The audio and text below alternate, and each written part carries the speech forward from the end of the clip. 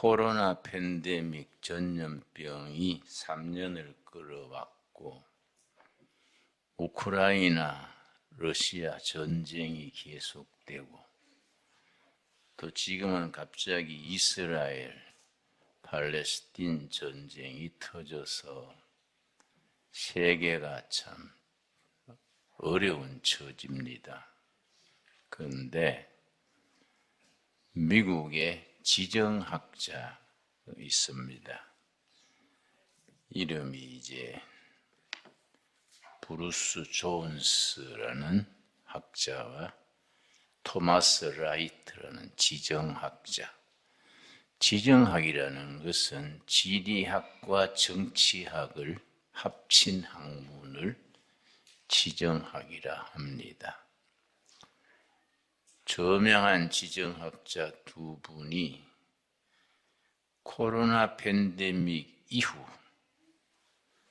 우크라이나 전쟁 이후 세계는 어떻게 변할까? 거기에 대해서 금년 봄에 중요한 글을 썼습니다. 그 사람들 얘기는 우크라이나 전쟁 이후 세계는 G7 시대가 지나가고 브릭스 시대가 지나갈 것이다. 그리고 거츠 시대가 온다. G7은 우리 익히 아는 바대로 동양의 일본과 서양의 6나라 합쳐서 선진 7개국을 G7이라고 부릅니다. 그리고 브릭스 시대라는 것은 BRICS 나라의 머리 글자를 따서 브릭스 시대라 하는데 B는 브라질, R은 러시아, I는 인디아, 인도, C는 차이나, 마지막 S는 사우스 아프리카 공화국. 그 시대가 지나간다는 겁니다. 그리고 거츠 시대가 온다. 거츠는 GUTS, 네 나라 머리 글자를 땄습니다. G는 저머니, 우리 익히 아는 바고, U는 물론 USA, 미국이고, T는 터키입니다. 마지막 S는 사우스 코리아. 그러니까 이제 거츠 시대가 도래한다. 이제 불과 20-30년 후가 되면 독일, 미국, 터키, 대한민국이 세계사의 선두에서 이끌어가는 그런 시대가 올 것이다. 그런 글을 썼습니다. 본래 거기에 대한 기사가 맨 처음 난 것은 2012년 미국의 포린 파리시라는 외교관계 잡지가 있습니다. 외교 정책이란 말이지요. 2012년 1월호에 격월간으로 나오는 잡지인데 거기서 그 얘기를 먼저 썼습니다. 거츠 시대가 도래한다. 거기서 2030년경이 되면 코리아가 통일이 될 것이다. 민주 통일이 될 것이고 중국은 분열을 하게 된다. 홍콩, 또 티베트, 위구르 뭐 이런 식으로 대만은 물론이고 분열하게 되고 러시아는 우크라이나 전쟁의 후유증으로 러시아 연방이 해체되게 될 것이다. 한국은 2030년경 되면은 통일이 이루어지고, 통일된 이후에 남한의 기술, 남한의 경영이 북한 노동력과 합치면은 메이드 인 코리아, 전 세계 시장에 석권하게 된다. 지금 메이드 인 차이나 중국제가 세계를 휩쓸지요. 그러나 남한의 기술과 경영, 북한의 노동력을 합치면은 세계 경쟁력이 최고다 이거지요. 그러면은 유럽이나 미국이나 백화점 시장에 메이드 인 코리아가 쫙 깔리게 된다. 그래서 통일 이후 한 10년 과도기를 지나서 2040년경이 되면 대한민국은 세계를 주도하는 네 나라 중에 한 나라가 될 것이다. 그렇게 썼습니다. 물론 우리가 성경 말씀이 아닌 이상 100% 믿을 건 아니지만은 세계 석학들과 세계적인 외교 전문 잡지가 그렇게 지적하는 것에 대해서 깊이 생각할 필요가 있겠지요. 2012년에 외교 정책 잡지에 그런 글을 실으니까 항의가 많이 들어왔던 것 같습니다. 요즘 말하면 댓글 같은. 미국과 독일은 일리 있다 치고 터키와 코리아가 그렇게 세계를 주도하는 4대 강국에 들어간다는 것은 이해가 잘 안 간다. 그런 항의가 많이 들어왔던 것 같아요. 그래서 그 다음 호에 각 나라가 그렇게 될 수 있는 이유를 5가지씩 적었어요. 다른 나라는 제쳐두고 한국이 그렇게 될 수 있는 이유 5가지를 적었습니다. 첫째가 뭐냐 하면은 2030년, 2040년 그 어간에 한국이 세계를 주도하는 4대 강국 중에 한 나라가 될 것이다. 그 이유가 뭐냐? 첫째는 한국인의 국민성, 특별히 그 영어 글에는 national character, 국민성이 그렇게 만든다. 그럼 한국인의 국민성이 어떤 점이냐? 3가지를 적었어요.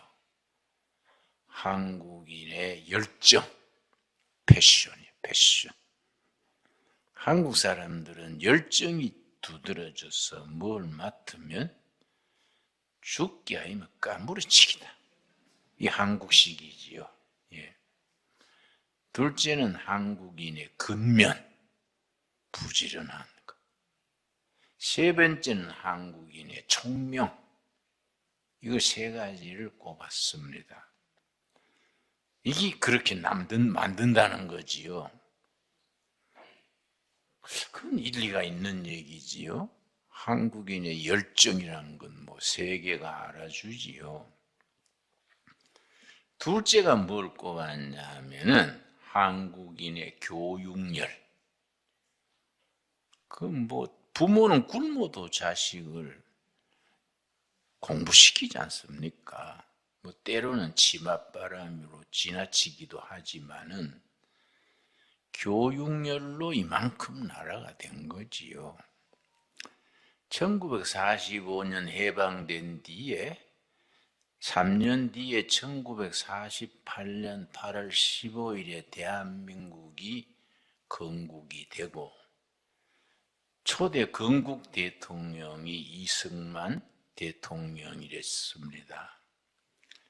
이 대통령이 정권을 잡고 보니 국민의 90%가 문맹이요, 문맹. 일제시대에 교육에 투자를 안 했으니까. 그래서 이승만 박사가 생각하기를 민주주의 하려면 투표도 해야 되고, 나라가 발전하려면 국민이 깨어야 되는데 90%가 문맹으로 무슨 민주주의 하냐?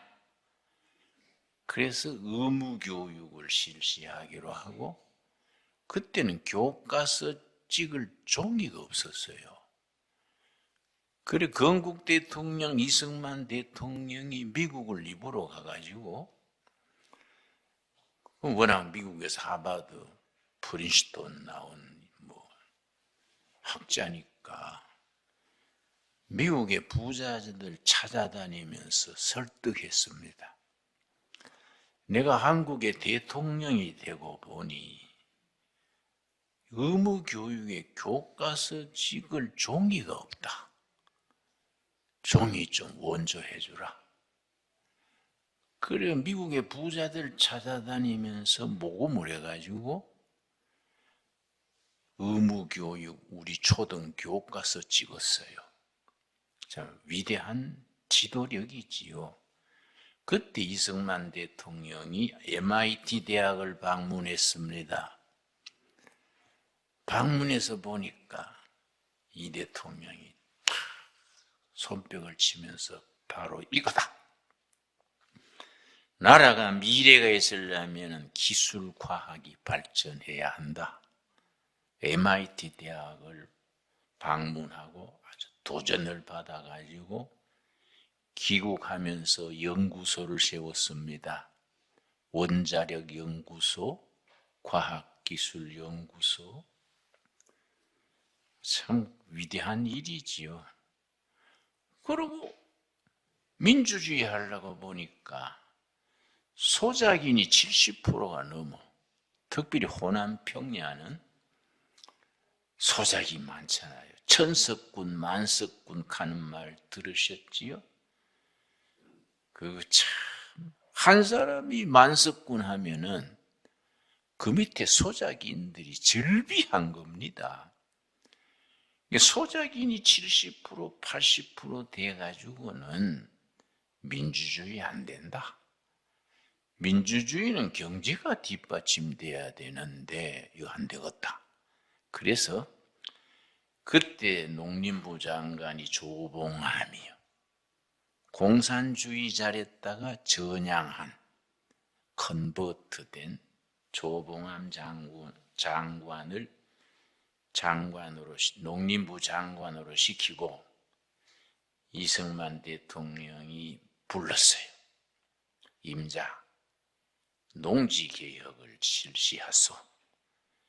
외부의 지주며 이런 사람들이 반대할 것이요. 국회의원 중에도 지주가 많으니까 반대할 것이요. 내가 탁 막아줄 테니 농지개혁을 하시오.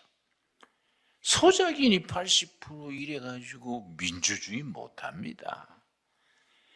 그래서 그게 1948년 정부 수립되자마자 농림부 장관에게 과제를 맡겼어요. 그래서 농지개혁이 언제 완성되냐 하면은 6.25 나던 해 1950년 4월 20일에 농지개혁 완성했어요. 소작인들이 전부 땅을 받은 겁니다. 그러니까 소작인들이 땅에 애착심이 생긴 거예요. 이 땅을 지켜야지. 근데 2달 뒤에 6.25가 터졌어. 북한은 뭣도 모르고 지주를 숙청하고 농토를 농민에게 준다. 소작인이여 일어나라. 그 박헌영이라는 공산주의자가 20대에는 크리스찬이랬어요. 서울의 정동교회 교인이랬어.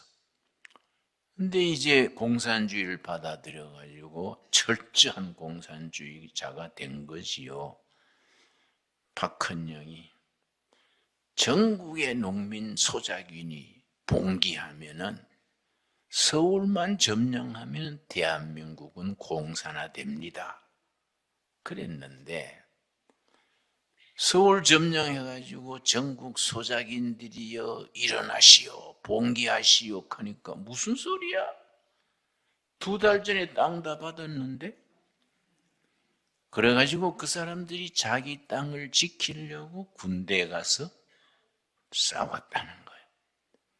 그 유엔군이 오고 미군이 와도 2달 전에 농지 개혁을 성공 못했으면은 공산화 막기 어려웠을 거다 그래요. 전문가들의 얘기입니다. 그러니까 그 혼란의 격동기 속에서 북한은 공산주의, 남한은 자유민주주의, 이게 우리 대한민국의 축복이지요. 완전히 밑바닥에서 박정희 장군이 5.16 군사혁명 일으킬 때에 남한은 국민소득이 78달러, 북한은 240달러예요. 1961년에 혁명이 일어났는데 그때는 북한이 우리보다 3배 더 잘 살았어요. 그러니까 김일성이 자신만만했지. 그런데 지금은 어떻게 됐습니까? 지금은 남한이 북한의 국력의 60배입니다. 60배. 지금 뭐 핵 만들고 미사일 그래도 안 됩니다. 내가 주역을 깊이 하는 우리 친구 아버님이 있어서 한번 물었습니다. 어르신네, 북한의 핵무기 때문에 남한을 잡아먹으려 하는데 앞으로 장래가 어떨까요? 그 좀 주역풀이로 한번 말씀해 주세요. 그랬더니 가만 계시더니 김 목사 염려 말어. 북한 핵 그거 신경 쓸 거 없어.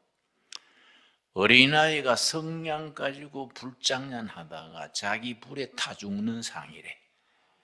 걱정하지 말래. 뭐 그래서 걱정 안 하는 게 아니라 우리가 하나님이 보호하시지요. 그렇지요? 나는 대한민국이 남북 통일을 2030년 어간까지는 완성한다. 확실히 믿습니다. 저는 그건 확신이에요.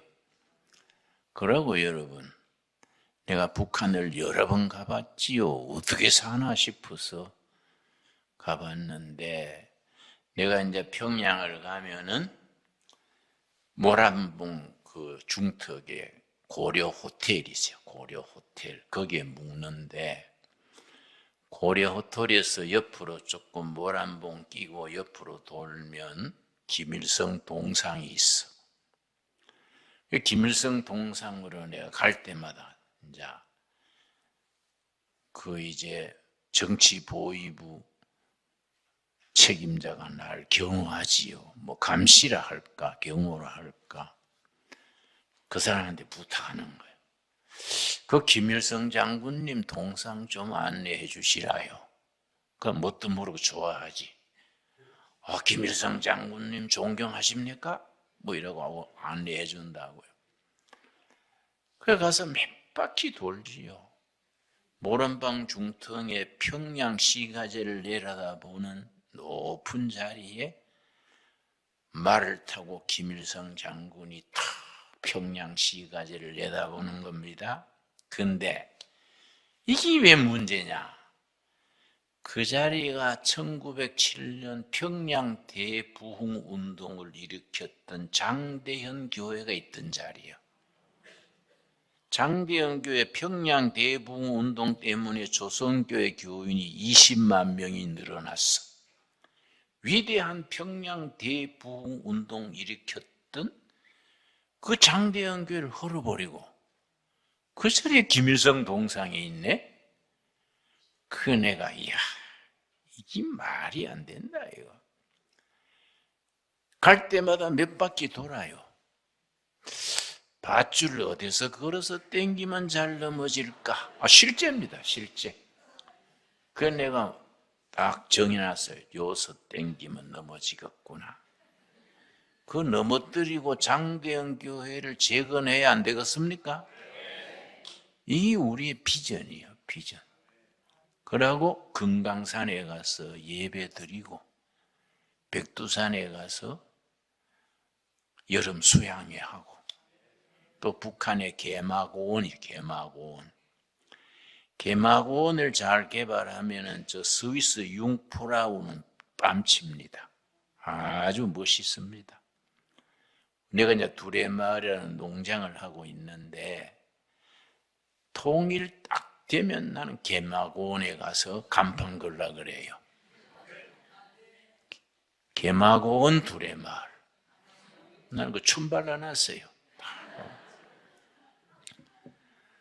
그래가지고 거기에 멋진 휴양지를 만들면 세계적인 관광지가 되고 그 중심에 다 교회 세워가지고 얼마나 멋있습니까? 여러분, 젊은이건 늙은이건 꿈이 있어야 돼. 그리고 오늘 본문 말씀 잠언 29장 18절 묵시가 없는 백성은 망할 짓을 한다. 묵시가 영어로 비전이요, 비전. 잠언 29장 18절 묵시가 없으면 백성이 망할 짓을 하거니와 율법을 지키는 자는 복이 있으니라. 그 묵시란 말이 영어로 비전이요. 비전이 없으면 백성이 망할 짓을 하는 거죠. 우리나라가 불명예스러운 세계 1등, 14년째 1등이 있습니다. 자살률 세계 1등 14년째예요. 청소년들이 교실에서 떨어져 죽어. 노인들이 아파트에서 떨어져 죽어. 자살률 세계 1위 얼마나 부끄러운 일입니까?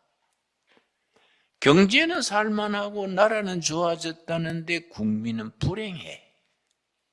자살률이 세계 1위. 이걸 씻어야 되지요. 그러면 그렇게 자살 많이 하는 국민들에게 꿈을 심어주고 비전을 심어주고 희망을 가지게 할 수 있는 데가 어디냐? 뭐 더불어 무슨 당입니까? 뭐 더불어민주당? 나는 그 더불어 해먹어당 그래. 더불어 해먹어당. 국민의당? 그거 아니에요. 예배당이요. 예배당. 이 나라는 교회가 희망을 줍니다. 한국교회는 그 사명이 있는 교회입니다. 한국교회는 아시아에서 처음 성공한 교회입니다. 아시아에서 한국교회가 처음 성공한 교회라는 말은 미래 아시아에 한국교회가 미션, 사명이 있는 거예요. 그냥 통일 이후에 민족 복음화, 중국 복음화, 이래가지고 복음화가 인도, 이슬람 지역 거쳐서 예루살렘까지 우리가 가야지요. 그걸 백투 예루살렘 무브먼트 그래. 우리가 태평양 건너 미국에서 복음 받아가지고 아시아에서 처음 성공한 교회가 돼가지고 이걸로 끝나면 안 되지요. 통일 이후에 예수 잘 믿어서 세계 선진국을 이루고 세계 선교사 많이 내보내고 예루살렘으로 되돌아가는 운동, 백투 예루살렘 무브먼트, 이런 게 교회의 비전이고 우리 성도들은 나이 들었던 젊은이든 조국의 미래, 아시아의 미래, 세계의 미래에 대한 미션, 사명, 비전을 가져야 돼. 그래서 성경 말씀에 요엘서 2장 28절, 구약 성경 요엘서 2장 28절이 예수님 나시기 700년 전에 활약했던 선지자인데 2장 28절에 뭐라 했냐 하면은 말세 내가 내 영을 만민에게 부어주리니 너희 자녀들이 예언할 것이고 너희 젊은이들은 환상, 비전이요, 비전을 볼 것이요 너희 늙은이들은 꿈을 꾸리라. 멋있는 말씀이에요. 근데 이걸 사도행전 2장에 오순절 성령 충만이 임했지요? 사도행전 2장 첫 부분에 오순절 성령 임해가지고 교회가 시작이 됐는데 사도행전 2장 17절에 베드로가 예루살렘 시민들 앞에 착 나서가지고 막 전도 설교를 하는데 얼음에 바가지 밀듯이 착 얼음판에 바가지 밀면 싹 나갑니다. 아주 막 성령에 불 받아가지고 패션, 열정을 가지고 막 전도한 거예요. 하루에 3,000명이 주님 앞으로 돌아왔다 그러잖아요. 그때 사도 바울이 베드로가 요엘서 2장 28절 딱 인용해가지고 지난날 선지자 요엘이 말하기를 말세 내가 내 영을 너희에게 부어주리니 너희 자녀들은 뭐 한다고요? 예언할 것이요 젊은이들은 환상, 비전을 볼 것이요 늙은이들은 꿈을 꾸리라. 이것이 이루어진 것이다. 그러니까 예루살렘 시민들이 뜨거워졌어. 이야, 우리 희망이다. 그래서 교회가 막 부흥됐지요. 자, 그러면은 성령 받으면 우리 자녀들이 예언을 한다. 예언이 뭡니까? 어떤 권사님이 날 찾아와가지고 우리 수도원이니까 손님들이 자주 와요. 와서 이제 기도도 하고 식사도 하고 나하고 또 뒷산 둘레길이 있어요. 7km짜리. 시간만 하면 같이 걷는데 목사님 우리 아들이 지금 고3인데요. 내년에 서울대학을 칩니다. 될지 안 될지 예언 좀 해 주십시오. 그래서 내가 권사님 어머니로서 그런 건 참 이해는 가는데 그거는요 예언이 아니고 상식입니다. 아드님이 성적이 좋으면 되고요 나쁘면 안 됩니다. 내 말이 맞잖아요. 정답 아닙니까? 예언을 잘못 생각하는 겁니다. 성경이 말하는 예언은 뭐냐? 이걸 정확히 알아야 돼. 길 없는 시대에 길을 선포하는 것이 예언이에요. 그 요한복음에 예수님이 뭐라 그랬습니까? 내가 길이요 진리요 생명이다. 예수님이 길이에요. 길 없는 시대에 길을 선포하는 일, 우리 자녀들이 성령 받아가지고 통일의 길이 없고 경제가 길이 없고 교육의 길이 없고 나라도 교회도 개인도 길이 없어 방황할 때에 이것이 길입니다. 그게 예언이요, 예언. 그러니까 얼마나 기독교는 수준 높은 신앙입니까? 근데 그걸 점치는 식으로 하면 그거는 목회자도 아니고 그거는 사꾸라지요. 예. 너희 젊은이들이 성령을 받으면 환상, 비전을 본다. 비전이 뭡니까? 그 단어의 정확한 의미를 알아야 돼요. 논리학에서는 그걸 터미나라지, 그래. 터미나라지, 전민용어. 예언이다, 비전이다, 그 구원이다. 그 단어에 대한 정확한 의미를 파악해야 돼. 우리가 이걸 좀 애매해요. 응? 그냥 대놓고 믿습니까? 아멘, 아멘 하는데 집에 가서 생각하면 뭘 믿는지 머리가 띵해. 그렇지요? 그러니까 그 단어에 대한 의미가 정확해야 돼, 정의가. 그러니까 터미나라지라 그러는데 비전이 뭐냐, 비전. 나라면 국민, 기업이면 사원, 교회면 교인들이 목표가 없어.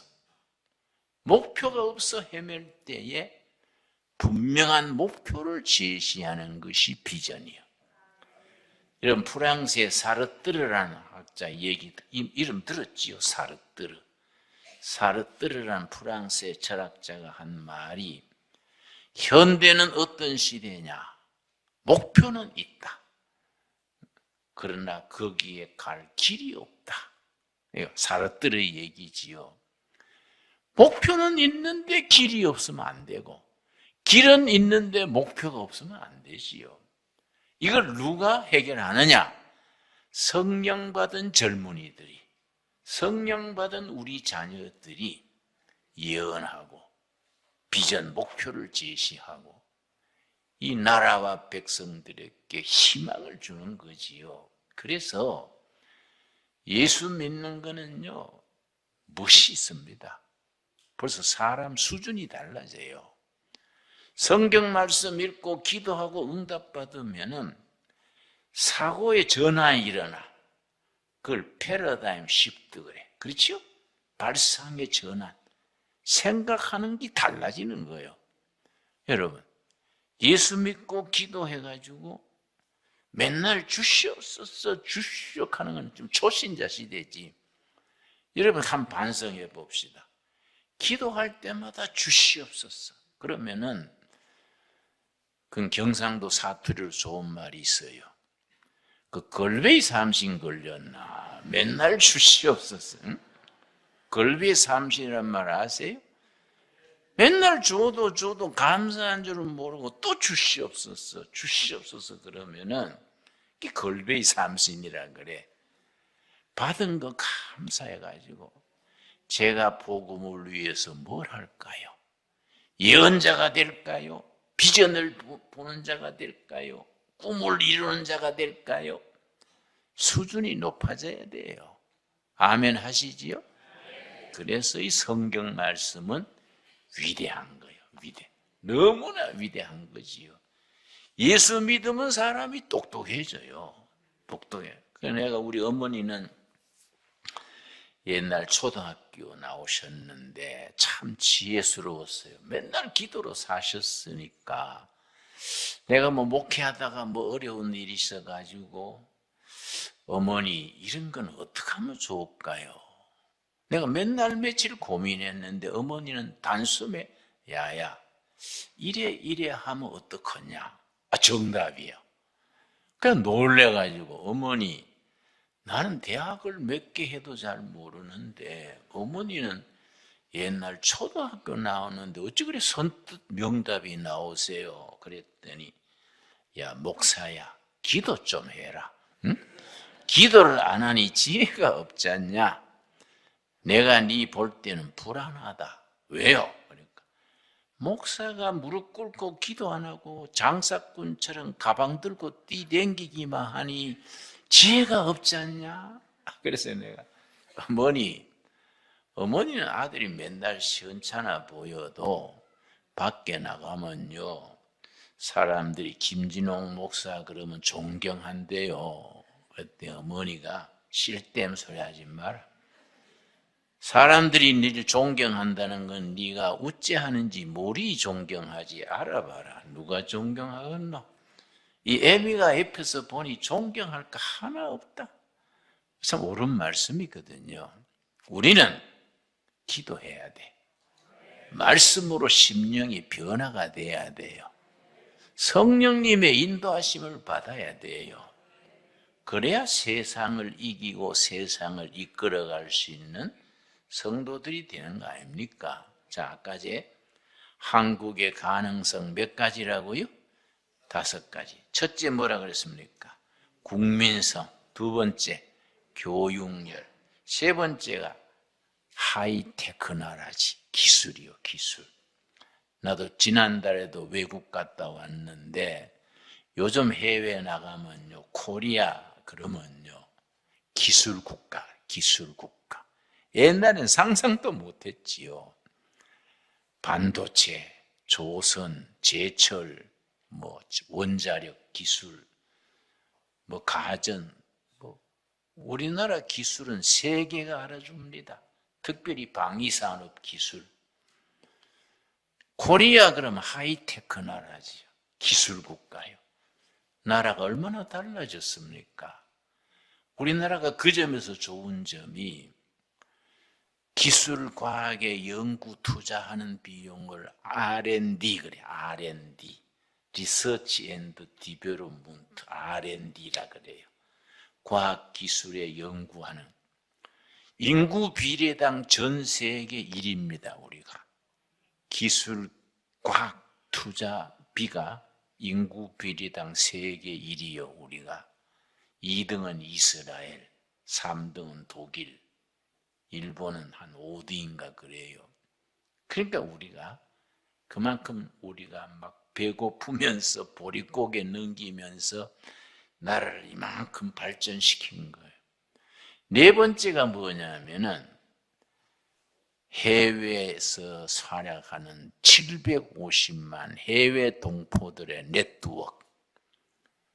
750만이 186개국에 살고 있습니다. 이 사람들의 네트워크. 그래서 이번에 우리 윤석열 정부에서 교민청을 신설합니다. 교민청. 750만을 네트워크를 만들면 그 사람들의 정보, 그 사람들의 기여가 몇십 년 뒤에 한국을 선진국으로 만드는 밑거름이 된다는 거예요. 이 다섯 번째가 중요합니다. 내가 하고 싶은 말은 다섯 번째예요. 한국의 프로테스탄트 처치. 그거는 포린 파리시나 지정학자들이 확실하게 말하는 거예요. 한국이 2030년, 40년 어간에 세계 4대 강국이 될 수 있는 조건의 다섯 번째가 한국의 개신교회, 프로테스탄트 처치. 그 사람들은 신학 잡지도 아니고 외교 전문가들이고 지정학자들이요. 지난 100여 년 동안에 우리 민족의 혼을 깨우고 교육을 발전시키고 의료를 발전시키고 한 것은 교회지요. 교회. 교회가 지난 100년 현대사의 교회를 앞장서서 끌어왔지요. 앞으로 통일시대 100년도 마찬가지다. 통일 한국 시대의 백성들의 혼을 깨우치고 도덕적으로 높이고 정신세계를 높여주는 것은 한국의 프로테스탄트 처치다. 나는 그걸 확실히 믿습니다. 그러니까 이게 벌써 세계 석학들이 인정하는 거지요. 그런데 요즘 와서 교회가 조금 침체된 거지요. 특별히 코로나 이후에. 이걸 우리가 제기해야지요. 제기. 교회사를 공부하면요. 교회사. 대체로 100년 단위로 성령이 바람을 불어요. 도덕이 침체되고 교회가 잠들고 성직자들이 햇소리 할 때 성령께서 친히 100년 주기로 한 번씩 부흥운동이 일어나요. 우리나라는 1907년에서 1913년까지 12년까지 5년간 평양 대부흥운동이 일어났고 지금 110년 지났지요. 또 6.25 전후에 교회가 대부흥이 됐지요. 이제 다시 한번 부흥의 바람이 일어날 때입니다. 그러니까 여러분 정신 바짝 차리고 기도해야 돼요. 말씀 붙들고 백성들에게 희망을 주는 교회가 돼야 돼요. 그렇지 않습니까? 그런 교회가 될 수 있지요. 우리는 한국 교회는 그런 가능성, 그런 저력을 가지고 있습니다. 저는 어떻게 하다 보니까 민주화 운동도 해보고 통일운동도 하고 빈민선교, 농민선교 고루고루 해봤는데 NGO 활동을 내가 많이 했었거든요. NGO 활동을 해보면요. 그냥 시민 조직인데도 모이는 사람들 중에 제일 똑똑한 사람들은 교인들이에요. 기독교 단체가 아닌데 선한 일에 모이는 사람의 70%는 개신교 교인입니다. 그리고 모인 사람들 중에 교인이 제일 맑게 알아듣고 봉사하려고 그러고 희생하려고 그래요. 그래서 우리 교인은 한국 평균 수준에서 상위입니다. 교인들이 그런 긍지를 가져야 돼요. 그런 자부심을 가져야 돼. 우리 교회는 한국의 크리스찬들은 결의와 나라의 희망이다. 우리가 통일 한국 시대 조국을 이끌어간다. 이런 자부심을 가져야 됩니다. 그래서 때를 따라 성령께서 역사하시지요. 그런데 예수님의 이름이 위대한 이름이지요. 예수님의 이름이. 우리가 예수님의 이름에 얼마나 막강하고 그 영적 에너지가 뛰어난지 그걸 확신해야 됩니다. 내가 신학교 2학년 때에 장로의 신학대학 2학년 때에 생각하기를 대한민국에서 제일 가난한 동네에 찾아서 가서 전도해보자. 찾아낸 것이 청계천 밑에 한양대학 뒤편 뚝방촌이요. 1600세대가 모여 사는데 참 가난했습니다. 1971년이니까 거기를 교회 세워가지고 이제 신학교 학생으로서 개척교회를 했는데 돈 좀 가져갔던 거 뭐 약 사주고 뭐 굶는 집에 밀가루 사다 주고 떨어져 버렸어. 내가 굶게 됐네. 한 3, 4일 굶고 주일날 설교하려니까요 어지럽고요. 날 쳐다보는 교인들 얼굴이 밥그릇처럼 보여요. 야, 이거 안 되겠다. 이거 굶고는 전도도 못 하겠네. 어떡하냐? 내 친구들은 영락교회나 세문안교회나 이런 데 가서 좀 보조 신청하소. 근데 글쎄, 그냥 기도했어. 큰 교회 가서 보조 신청할까요? 하나님이 좀 직통으로 공급 안 해줄랍니까? 엘리야는 까마귀가 물어다 줬는데 나는 뭐 안 됩니까? 기도했는데 이러지 말고 동네 청년들 모아가지고 같이 일해서 살아야지. 신통한 생각을 했어요. 그래서 청년들 모아서 넉마주의 했어요. 그게 개업이 쉽더라고요. 망태가 900원, 집게가 40원이요. 940원에 헌 니아까 한 대 3만 원 주면 사면 업자가 되는 거예요.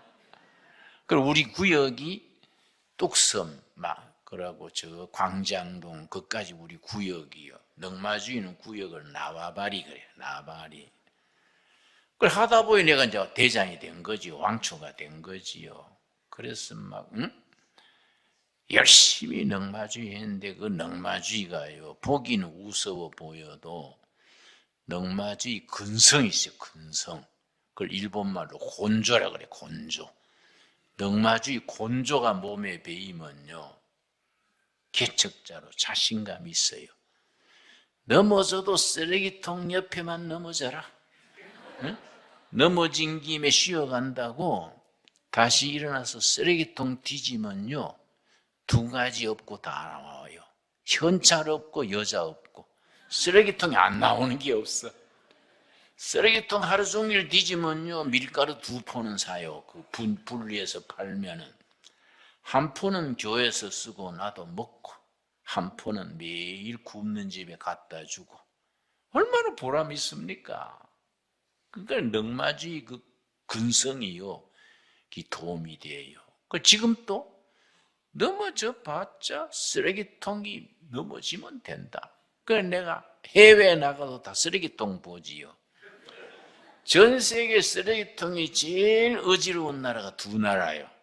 한국과 미국이요. 제일 깨끗한 나라 2나라입니다. 일본과 독일이요. 쓰레기통이 딱 분리수거해가지고 깔끔해요. 쓰레기통이 아무것도 없는 나라가 있습니다. 어느 나라겠습니까? 북한이요, 북한. 쓰레기통에 넣을 것 없어요, 거기는. 그래, 참 그거 보면 슬퍼요. 근데 그 근성을 가지고 지금도 시골에 가면요, 들에 농약병, 농기구 부서진 것 많아요. 우리 마누라도 몸이 튼튼해요. 마누라한테 밀으라 하고 앞에 끌고 농기구 버린 거 주워 담아서 팔면요, 일당 남아요, 일당. 그러니까 개척하는데 자신이 있는 거예요. 우리는 이 땅의 개척자 아닙니까? 그렇지요? 성경이 다 개척자들의 얘기지요. 아브람, 요셉, 야곱, 베드로, 바울, 다 개척자들의 얘기지요. 우리가 그런 근성을 가져야 돼요.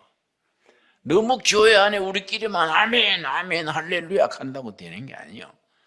우리끼리 교회 모이고 믿습니다. 목사, 교인끼리 믿지. 예배당 밖에 백성들이 믿어야 돼. 그렇지요? 백성들이 보고 교회가 있으니 나라가 희망이 있다. 특별히 우리나라의 교육이 망가졌어요. 교실 황폐, 교육 붕괴 그러지요. 1년에 교육비가요, 국방비만큼 많아요. 근데 교실은 점점 허물어지는 거예요. 교육은 교회가 담당해야 됩니다. 여러분, 당회, 장년 중심으로 하지 말고 유엔주일 학교, 중고등부, 청년회 내려갈수록 투자를 많이 해야 돼요. 이 지역 사회에 있는 청소년, 중고등학생, 초등학생 우리가 책임진다. 그런 생각해야 됩니다. 아멘 없어요? 그러니까 거기에 과감하게 투자해야 돼요. 과감하게 투자해가지고 이 호산나 교회 유엔주일 학교 오는 것이 재미가 있어야 돼. 중고등부 오는 것이 유익해야 돼요. 난 대구 동신교회 출신인데 참 교회에서 잘해줬어요. 2층 집인데요, 지하에 3분의 1을 잘라가지고 독서실을 만들어줬습니다. 내 고등학교 때 동신교회 학생회 회장을 2년 했어요. 보통 1년 하지 않습니까? 그 2년 시켰다고요. 그러니까 학교 마치고 가방 들고 집으로 안 가고 교회에서 만들어준 독서실로 왔어요. 그래서 공부 10시까지 하다가 집으로 간 거예요. 그럼 교회에서 라면도 해주고 잘해줬어요. 근데 그때 동신교회 지하 그 독서실에서 공부했던 학생들이 다 잘 됐어요. 병원 원장, 교수, 과학자, 다 잘 됐어요. 다 잘 됐어. 그러니까 투자해야 돼요. 투자. 그게 우리 교회가 교육에 희망을 주는 겁니다. 그리고 노인들 있잖아요. 노인들. 노인들이 얼마나 딱한지. 노인 자살률이 14년째 1등이라니까. 내 친구 노인은요, 아침에 며느리한테 2만 원 받아가지고 하루 종일 지하철 65세는 공짜 타거든요. 지하철 타고 왔다 갔다 하는 거예요. 집에 있으니까 노인 냄새 피운다 하고. 나하고 같은 나이인데 그러고 살아. 그래서 내가 뭐라 하지? 두레마을에 와서 나하고 배추 농사 집시다. 산에 버섯 키우고. 노인이 활력이 있어야 되지 뭔 짓이요? 내가 그래가지고 이번에 그 실버타운 노인 실버타운을 세우려고 우리 준비하고 있어요. 왜냐? 노인들이 모여서 일하자. 그래서 하루 4시간씩 일하려고 그래요. 4시간씩. 60세 이상 노인들이 모여서 4시간 일하고 8시간 못 하잖아요. 1시간당 10,000원씩 주려고 그래. 그러면 20일 하면 80만 원이잖아요. 그깟 밥값도 되고 헌금도 하고 노인대가 일하자. 늙어서 일하자. 얼마나 좋은 생각입니까? 그러니까 내가 광고를 했더니요. 신청이 600명이에요. 600명. 우리가 인원은 한 100명밖에 못 하는데 그래서 시험 쳐야 되겠어요. 응? 왜냐? 교회는 꿈을 줘야 돼. 꿈을. 그렇지요? 교회는 꿈을 주라고 성경에 있거든. 말세가 내 영을 너희들에게 부어주리니 늙은이들은 꿈을 꿀 것이고 청년들은 비전을 볼 것이고 너희 자녀들은 예언을 할 것이다. 요엘서 2장 28절, 사도행전 2장 17절 18절. 위대한 말씀이에요. 근데 청계천 들어가가지고 그래서 넉마주의를 했는데 더운 여름에요. 쓰레기통 뒤지니까 개 죽은 시체도 나오고 막 그 좀 나쁜 균이 있는가 봐요. 10병이 걸렸어. 40도 넘게 열흘 동안 앓는데 병원에 갔더니 감기도 아닌데 무슨 병인지 모르겠대. 어떻게 하면 됩니까? 그랬더니 뭐 푹 쉬세요. 열흘 넘도록 40대 앓고 나니까요 기운이 떨어졌어. 아이고 안 되겠다. 내 빈민촌에 더 있다가는 몇 년 못 살고 죽겠다. 내가 죽으면 하나님도 손해 아이가. 응? 빈민촌 진각고 신학교 기숙사 가서 공부해야지 안 되겠다. 그래서 짐 싣고 가는 용달차 부르러 나왔어요. 그날따라 교회 마당에 동네 아이들이 30-40명 모여가지고 놀고 있네. 내가 나가니까 애들이요. 전도사님 동화해 주시라요. 너무 속도 모르고. 그래서 야들아 내가 동화할 정신 없다. 놀아라 놀아라. 애들 보는 데서 짐 갖고 갈 수 있습니까? 아유 애들이 흩어진 뒤에 가야지. 방에 들어와서 2시간쯤 있다 갔더니 애들이 더 불어났어. 또 들어왔다가 나갔다가 3번 되풀이 하다가 오후 3시가 됐어요. 안 되겠다. 저녁에 가야 되겠다. 애들이 흩어진 뒤에 저녁에 용달차 불러서 싣고 가야지. 그러고 마지막으로 마을을 한 바퀴 빙 도는데 이러다 안 되겠다. 독한만 먹고 가야지. 자꾸 이렇게 주저하다가는 신경쇠약 걸리겠다. 에이, 독한만 먹고 간다. 짐 가지러 교회로 올라오는데 코로나를 돌면 교회예요. 그 모퉁이 집에 어린아이들 5명이 있는 집인데 애들 신발이 대낮에다 흩어져 있어. 방문은 닫혔고. 이상하다. 얘들이 왜 대낮에 문 닫아놓고 이랬을까? 여보세요 하고 열어보니까 13살에서 3살까지 5남매가 대낮에 쭉 누웠어.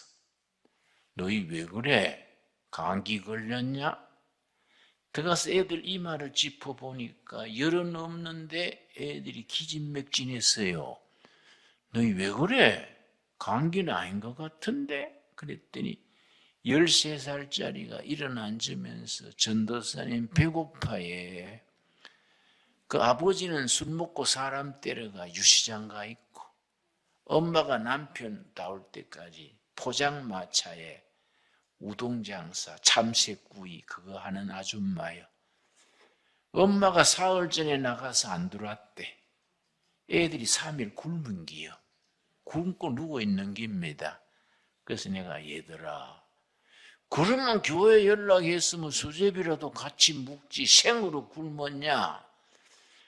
그러니까 형이 그래 일어나 우니까 동생 4명이 일어나가지고 우는데 3살짜리요. 3살짜리 남자애가 눈물을 닦으면서 엄마 배고파 하고 우는데 3살짜리 눈에 눈물 떨어지는 걸 가만히 보다가 아이고 저 3살짜리가 사흘을 굶고 울고 있구나 보고 있는데 참 이상하지요. 그의 얼굴에 예수님의 모습이 나타났어요. 한 2초 잠깐 나타났다. 나를 가만히 보시다가 사라졌는데 그때 내가 충격을 받았어. 아차, 나를 구원하신 예수님은 내가 이 마을 떠나가지고 이 마을 버리고 가는 걸 원치 아니하시는구나. 예수님은 내가 이 마을에 굶는 애들, 눈물 흘리는 애들, 눈물 닦아주는 걸 원하시는구나. 탁 마음이 뜨거워지더라고요. 그래서 내가 교회 가가지고 짐 묶어뒀던 거 풀어놓고 그리고 가게에 가서 옛날 물국수라고 했어요. 물국수. 국수 반죽을 참기름 짜는 기계 같은 데 넣어서 돌리면요 국수가락이 쭉 나와요. 그걸 물국수라 그래. 물국수 사다가 냄비에 끓여서 애들하고 같이 먹는데 얘들아 기도하고 먹자. 애들 5명이나 6명이 국수 먹는데 기도하기를 예수님 내가 힘든다고 떠나려 했을 때에 배고파 우는 애들 눈물 속에서 나타나 주셔서 내가 있어야 될 곳을 알게 해주셔서 감사합니다. 그러고 이제 국수 먹었어. 국수 먹고 너가 엄마 찾으러 가자. 을지로 육가가 포장마차 하던데요. 그 갔더니 니 아까도 없고 아줌마도 없어요. 그 다른 장사꾼들한테 물었어. 여 참식구이 하던 아줌마 모르세요? 사흘간 안 들어와서 애들이 굶다 왔네요. 그랬더니 사흘간 안 들어왔으면 사흘 전에 후리가리가 있었은 게 후리가리 갔는가 봐요. 그래서 후리가리가 뭐냐 하면은 길가에 무허가 노점상 일제 단속이 후리가리예요. 경찰이 딱 길을 막고 무허가 노점상 전부 검거해가지고 팔던 물건 압수하고 즉결 재판에 넘겨. 그것을 이제 벌금 10,000원, 5,000원 벌금 받는데 후리가리 재판에 그 아줌마가 12,000원 벌금 받았어. 6,000원 있어가 냈는데 6,000원이 없으니까 하루 살면 500원입니다. 열이틀 살아야 되잖아요. 그 경찰서에 열이틀 사는데 첫날부터 경찰관 보고 순경 아저씨 내 열이틀 살고 나가면 애들 굶어 죽소. 우리 동네에 교회가 있은 게 전화해주면 애들 돌봐줄게요. 그러니까 그게 전화 있으면 걸어주지. 그러니까 우리 동네는 전화가 없네요. 그러니까 내가 가서 심부름 하라는 기라. 당직이 바뀔 때마다 울면서 부탁했는데 아무도 안 들어줬어. 그 엄마가 얼마나 속이 탔겠어요. 내가 애들 데리고 갔더니요 쇠창살을 붙들고 아이고 내 새끼들아 이미 애비 못나 굶었지 막 뭐 굶어 죽어보는 게 편할기다 하고 뭐 이마를 쇠창살에 들찍어가 피가 나고 경찰관은 시끄럽다고 가락하고 애들은 울고 난장판이에요. 그때 내가 경찰서 쇠면바닥에 무릎을 꿇고 기도했습니다. 예수님 내가 힘들다고 떠날라 했을 때에 자식 굶기는 어머니의 탄식을 통해서 배가 부으는 아이들의 눈물을 통해서 내가 살다가 내가 죽어야 될 자리를 알게 해주셔서 감사합니다. 그 감사 기도 드리고요. 동네 가서 동구에다가 아줌마 이제 석방시켰어. 그래서 다시 힘을 내가 일한 거지요. 여러분, 지금은 그때보다는 살만하지요. 살만한데 왜 자살은 더 많고 우울증은 더 많고 가정이 깨지는 것 더 많고 왜 그렇습니까? 여러분, 이 정신이 병이 들고 혼이 병들고 삶의 목표, 꿈이 없어. 청년들이 인생을 투자해야 되는 비전이 없어. 그러면 애들이 자살하고 청년들이 마약하고 늙은이들이 말이지요. 눈동자가 확 풀려가지고 지하철만 타고 왔다 갔다 하고 이걸 누가 대답을 합니까? 누가 대안을 줍니까? 예수 그리스도의 교회예요. 교회. 교회가 있기 때문에 이 나라가 희망이 있어야 돼요. 여러분 사도행전 3장 1절 봅시다. 사도행전 3장 1절 교회 주인 되신 예수님께서 오늘 우리들에게 사명을 주십니다. 사도행전 2장 1절 말씀 3장 1절 말씀 사도행전 2장에서 오순절 성령 충만해서 교회가 시작이 됐지요. 사도행전 2장 1절에 하늘로부터 성령이 임해가지고 사도들이 불덩이같이 열정을 가지고 전도해서 교회가 시작이 됐는데 3장 1절 말씀 제9시 기도 시간에 성경의 9시는 우리들 오후 3시입니다. 오후 3시에 베드로와 요한이 성전에 올라갈새 노방전도 하다가 기도 시간에 성전으로 올라가는 거지요. 2절 나면서 못 걷게 된 이를 사람들이 메고 오니 이는 성전에 들어가는 사람들에게 구걸하기 위하여 날마다 민문이라는 성전 문에 두는지라. 나 선천성 장애자 나면서 안전베이 발목에 힘이 없어서 평생 일어서지 못하고 예루살렘 문 중에 12문 중에 미문이요 영어로 비우티 도아 아름다운 문 그 앞에서 동냥하고 살아가. 그때 뭐 복지가 있습니까? 미문 앞에서 한 푼 주십시오 하고 살아가는데 3절 그가 베드로와 요한이 성전에 들어가려 함을 보고 구걸하거늘 베드로가 요한과 더불어 주목하여 이르되 우리를 보라 하니 돈 한 푼 줄라는가 해서 쳐다봤지요. 많이 줘도 10,000원, 20,000원 그래 줄라 해서 쳐다봤지요. 그랬는데 5절 그가 무엇을 얻을까 하여 바라보거늘 핵심은 6절이에요. 6절 한국 교회는 호산나 교회든 둘의 교회든 사도행전 3장 6절을 이 시대에 줘야 돼. 청년들에게 우리 자녀들에게 노인들에게 군인 노동자들에게 북한 사람 중국 사람들에게 사도행전 3장 6절을 줘야 돼요. 6절이 뭐라 그랬습니까?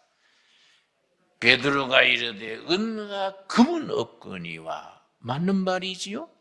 교회가 은행이 아니지요. 교회가 정당이 아니지요. 교회가 구제도 하고 민주화 운동도 하고 통일운동도 하고 여성해방운동도 하고 할 게 많지만은 본질은 뭡니까? 본질. 구제 활동은 동사무소에서 복지과에서 해요. 민주화 운동은 운동권들 열심히들 하지요. 교회가 때로는 그거 다 해야 될 일이지만은 교회가 있어야 될 근본이 뭡니까? 근본, 본질이 뭐냐? 본질이 우리가 크리스천이 되고 거듭난 성도가 됐다는 기본이 뭡니까? 기본. 이 정신 바짝 차려야 됩니다. 은과 금은 내게 없거니와 내게 있는 이것을 너게 주노니 나사렛 예수 그리스도의 이름으로 일어나 걸어라 하고 오른손을 잡아 일으키니 발과 발목이 곧 힘을 얻고 뛰어서서 걸으며 하나님을 찬미했다 그랬습니다. 여러분, 호산나 교회든 두레 교회든 이 시대에 사도행전 3장 6절을 선포해야 되지 않겠습니까? 은과 악은 우리에게 없지만은 우리가 가진 것, 나사렛 예수 그리스도의 이름으로 일어나 걸으시오 하고 손을 잡아 일으키니 발과 발목에 힘을 얻고 뛰어서서 걸으며 하나님을 찬미했다 그랬습니다. 여러분, 우리가 바로 이거지요. 우리가 젊은이들에게, 학생들에게, 군인들에게 심령이 예수의 이름으로 힘을 얻고 영혼이 깨어나고 마음이 뜨거워지고 사명을 깨닫고 비전을 가지고 심령이 힘을 얻고 뛰어서서 하나님을 찬미하는 역사, 그 구원 역사, 그 복음의 역사를 우리가 일으켜야 되지 않겠습니까? 북녘 땅에 2200명이요 정말 노예 생활하고 있지요. 탈북자들 2600명이 중국 감옥에 갇혀 있습니다. 중국이 북한에 강제 송환하려고 그래요. 지금 우리 통일부 장관이요 참 좋은 사람이요, 2600명을 한국에 다 데려와야 된다. 통일부가 할 일이 그런 일이다. 여러분, 중복 기도해야 돼요. 그 사람들 북한에 끌려가면 어떻게 됩니까?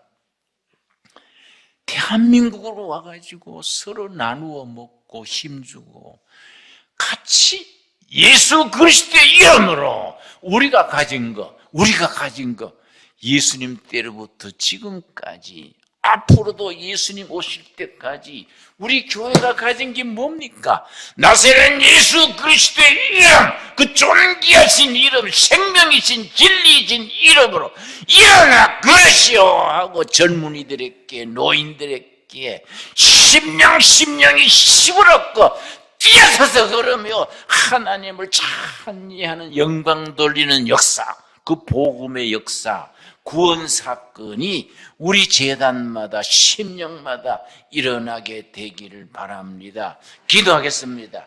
하나님 감사합니다.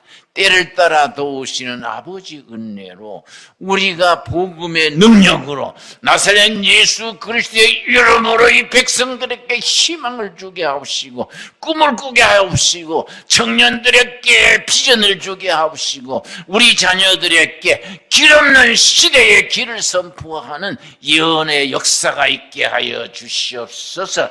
여아버지, 우리 교회가 이 백성들에게, 북한 동포들에게, 중국 아시아 백성들에게 줘야 될 것이 뭡니까? 다른 것이 아니라 나사렛 예수 그리스도의 이름, 그 존귀하신 이름, 진리 되신 이름, 생명의 이름으로 심령이 힘을 얻고 뛰어서서 하나님을 찬미하는 역사, 구원 역사를 일으키는 우리 도구가 되게 하여 주시옵소서. 그런 일에 우리 노인들이, 청년들이 모두가 집사, 권사들이 힘을 합쳐서 헌신하여 쓰임받게 하여 주시옵소서. 너희가 믿느냐? 믿으면 아버지의 영광을 보리라 하였습니다. 믿습니다. 우리의 믿음이 아버지의 영광을 이 한반도에 저 백두산까지 일으키게 하여 주시옵소서. 예수님 이름 받들어 기도드렸사옵나이다. 아멘.